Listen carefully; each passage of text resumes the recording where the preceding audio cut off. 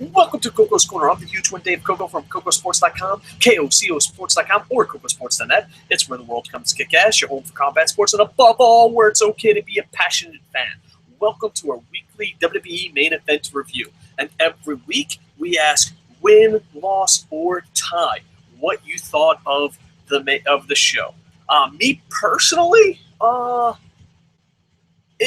it's probably the most awkward opening ever to a main event. I can't say it's bad. I can't say it's good. Awkward. Just friggin' awkward. I'll break that down a little bit later. Besides that, I'm giving it a win. But if you turn it on, you're like, well, I respect Dave's win-loss ties ability because you know what? He's mighty fine good at judging wrestling, and that's why he gets the ladies. I thank you, fellow YouTuber. If you turn it on and go, Dave said it was a win, and then you're just like, this is so awkward. That's why it's a win, but it's a huge awkwardness right in the beginning. So let's break it down. Let's talk about the awkwardness. The Usos defeat the WWE Tag Team Champions Goldust and Stardust in a match. In an arm wrestling challenge. In a beat the clock thumb wrestling match. NFL Blitz. They beat them with JBL hosting. How well do you know your brother challenge?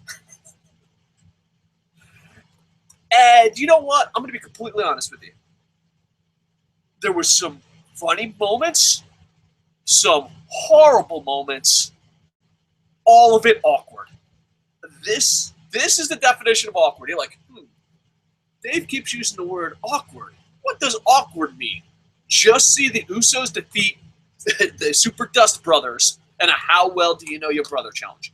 Now, here's the thing. I don't think this would have been bad for a YouTube segment. I honestly don't even think this would be bad for if it was behind the scenes. The fact that they did this live on the network in front of thousands of people is what made it awkward.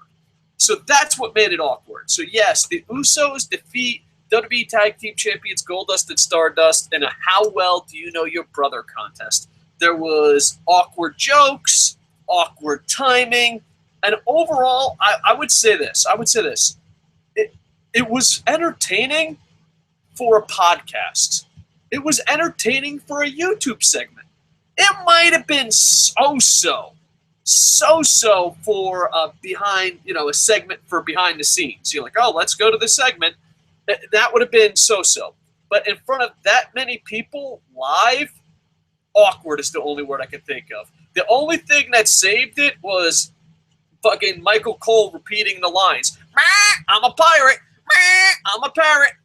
I said pirate the first time, like Michael Cole's ever fucking stolen anything in a day in his life, fucking rich boy. But Vince McMahon, this is one of those, we're trying to make it bad so people talk about it. And I knew it because Michael Cole was like, that's the worst thing I've seen on television. Fuck you, Cole. You have no credibility whatsoever, you piece of shit.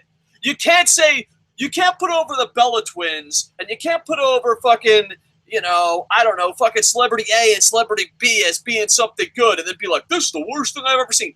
Fuck you, Michael Cole. You have no credibility whatsoever. None. Stop talking. But it was awkward.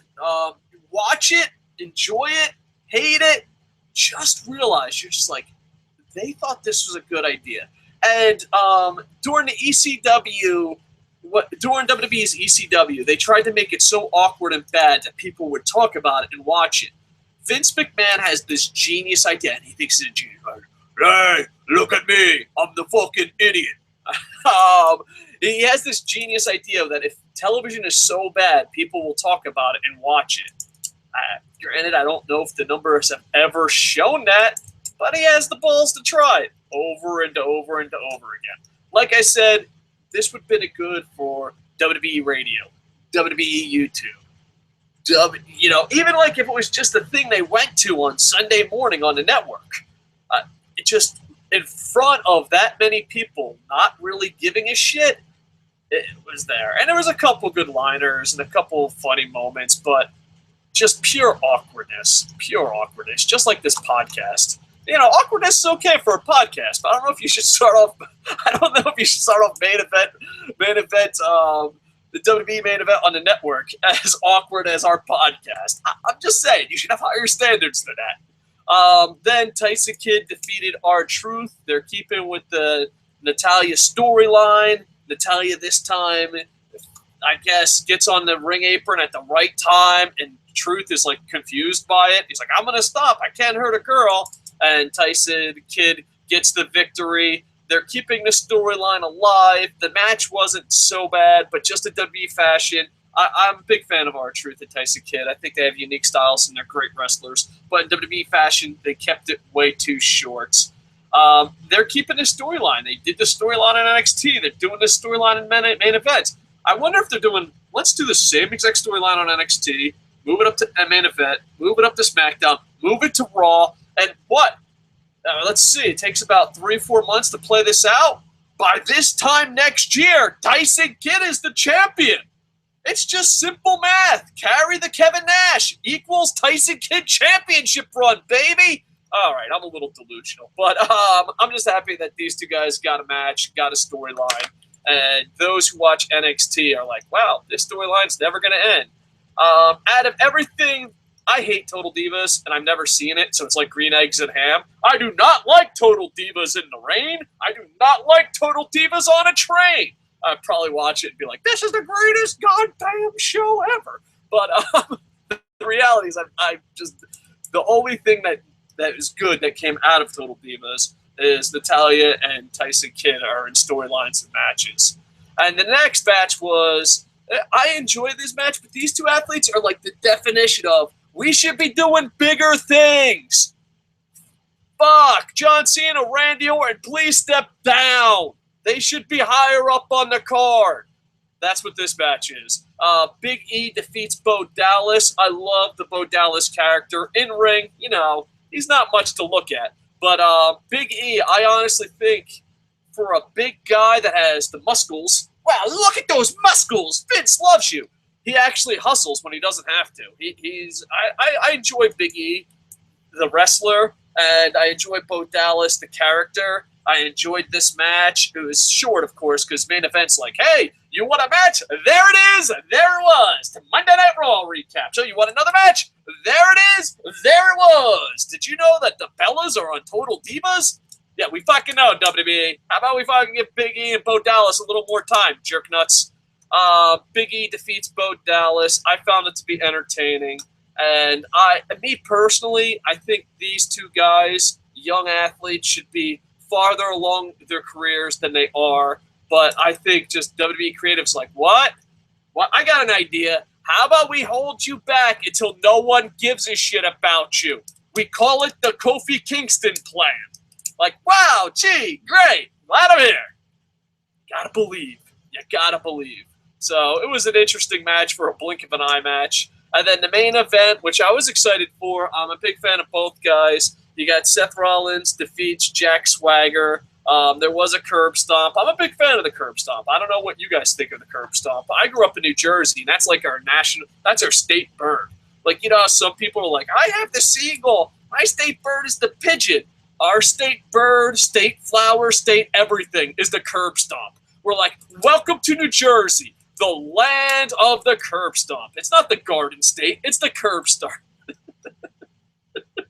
I don't know. It just is it weird that the curb stomp reminds me of home?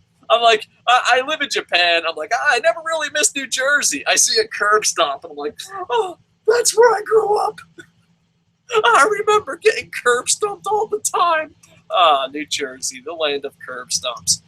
Seth Rollins defeats Jack Swagger. I liked this match a lot. It had, a great professional wrestler versus a good technical amateur wrestler, and I think it came off good.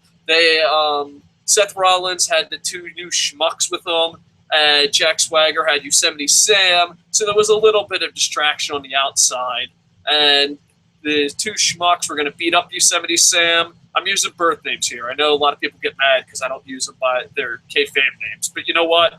When their moms fucking were born, I was like, you know what? I gotta respect the moms. It's two schmucks and Yosemite Sam.